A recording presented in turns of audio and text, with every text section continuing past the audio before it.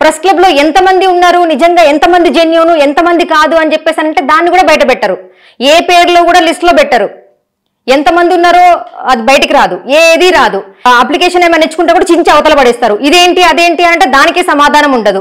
కర్రు కాల్చి మళ్ళీ వాత పెడతా అంటారు. మీ విధానాలేంటో, మీ పద్ధతులేంటో, మీ ఎలక్షన్స్ ఏంటో, మీ రాజకీయాలేంటో, రాజకీయ నాయకుల కంటే కూడా మీ రాజకీయాలు ఎక్కువైపోతున్నాయి ప్రెస్ క్లబ్ లో. అసలైన జర్నలిస్ట్కి ఏమో సున్నం పెడుతున్నారు, కోసరు జర్నలిస్టులేమో ఓ వెనకాల వేసుకొని డబ్బాలు కొట్టుకుంటూ తిరుగుతున్నారు. ఏంటో నిజంగా మీ విధానాలు ఏంటో, మీ ఏంటో నాకేం అర్థం కావట్లేదు.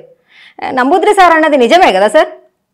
ఎవరైతే నా న్యూస్ చూస్తున్నారో ఇవన్నీ నిజాలా కాదా నంబూద్రి సార్ మాట్లాడేది? సో ఎవరు స్వార్థంగా మాట్లాడుకుంటున్నారో, ఏం చేస్తున్నారో అనేది పక్కన పెట్టేస్తే అల్టిమేట్గా జరగాల్సింది ఏంటి అంటే నిజంగా అర్హులైనటువంటి వ్యక్తులు ఎవరైతే ఉన్నారో ప్రెస్ క్లబ్ లో వాళ్ళకి న్యాయం జరగాలి.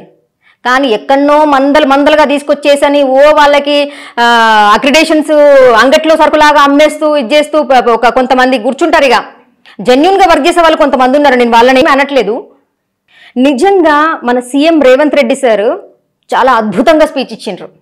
అద్భుతంగా. నేను చెప్తున్నాను కదా, నాకు ఏ పార్టీ కూడా ఆ పార్టీ ఈ పార్టీ అని ఏ పార్టీకి గప్పలు కొట్టే అలవాటు అయితే నాకు లేదు. నిజంగా కరెక్ట్ వర్డ్ యూజ్ చేసిండ్రు సార్. జర్నలిస్టులు అనేవాళ్ళు నిజంగా ఎంతమంది జర్నలిస్టులు ఉన్నారో, ఎవరు దొంగ జర్నలిస్టులో, ఎవరు జెన్యూన్ జర్నలిస్టులో నిజంగా అర్థమైతే లేదు. ప్రతి ఒక్కరు చూడు అంటే వాళ్ళ అకౌంట్లో journalist so and so, journalist so and so అని పెట్టేసుకున్నారు. ఏం పోయే కాలమో నాకు అర్థమైతే లేదు నిజంగా. మీరు జస్ట్ యాంకర్సే, మీరు జస్ట్ రిపోర్టర్సే. ఎవరైతే జర్నలిజం చేసిన వాళ్ళు, ఎవరైతే ఎగ్జామ్ రాసిన వాళ్ళు, ఎవరికైతే సర్టిఫికేట్స్ ఉంటాయో వాళ్ళు మాత్రమే జర్నలిస్టులు. లేదు అంటే కనుక ఇక అడ్వకేట్స్, డాక్టర్స్, పోలీసులు అందరూ వచ్చేస్తారు. మరి అట్లయితే నేను అడ్వకేట్ అని చెప్పేసి కోర్టులో వాదిస్తే ఊరుకుంటారా? నేను ఒక డాక్టర్ని అని చెప్పేసి పోయి పరాపరా కోసేస్తే డాక్టర్ అయిపోతాడా? నేను పోలీసుని అని చెప్పేసి పోలీస్ చేసేసుకొని జీప్ పట్టుకొని వెళ్ళిపోయి అక్కడిక్కడికి ఏం జరుగుతుందని చెప్పేసి లాఠీ చార్జ్ చేసి పోలీస్ అయిపోతారా?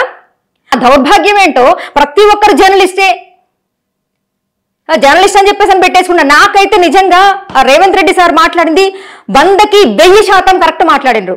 సరే, కొంత వేరే విషయం పక్కన పెడితే దాని గురించి నేను ఇప్పుడు మాట్లాడలేదు. సమయ సందర్భం వచ్చినప్పుడు రాజకీయ నాయకులు కూడా ఎంతమంది ఏం చేస్తున్నారు అనేది తర్వాత మాట్లాడుకుందాము. ఇప్పుడు మాత్రం రేవంత్ రెడ్డి సార్కి నేను 100కి 1000% నేను ఒప్పుకుంటున్నాను. జర్నలిస్ట్ కానోళ్ళు కూడా జర్నలిస్ట్ అని చెప్పేసి పెట్టుకుంటున్నారు. జర్నలిజం చేసిన వాళ్ళు ఎందుకు? ఎగ్జామ్స్ రాసేందుకు? సర్టిఫికేట్స్ తీసుకొని నాలుగే గీసుకోవడానికా?